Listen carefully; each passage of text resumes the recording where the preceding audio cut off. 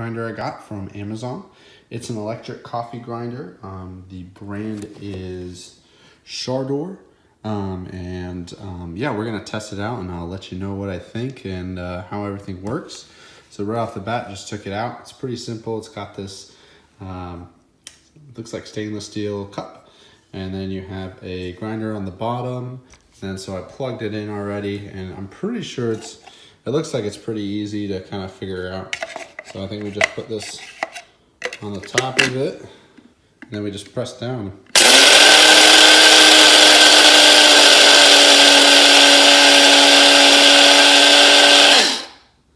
Let's see what happened. Boom, voila, we have beautiful ground coffee. Let's see. And for me, I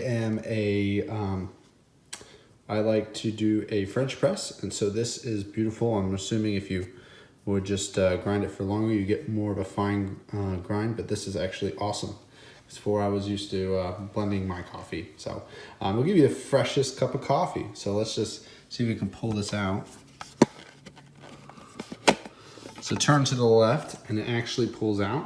And then what we can go ahead and do is just easily pour this on to into your French press or however you like it, if you like a drip. So definitely just the first impression of this.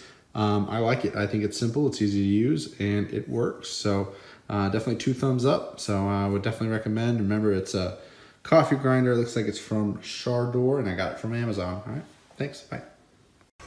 Hey guys, I wanted to do an unboxing video for this SHARDOR coffee grinder.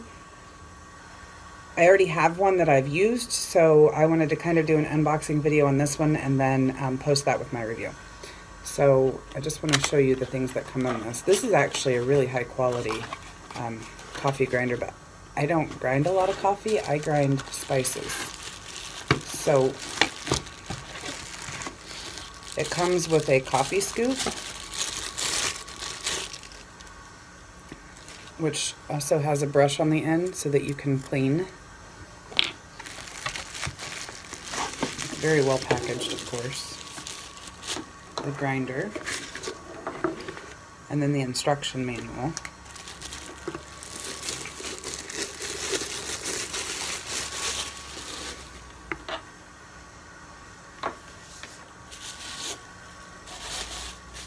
I love that the inside cup of this stainless steel, and it does have markings all the way around on the inside and the outside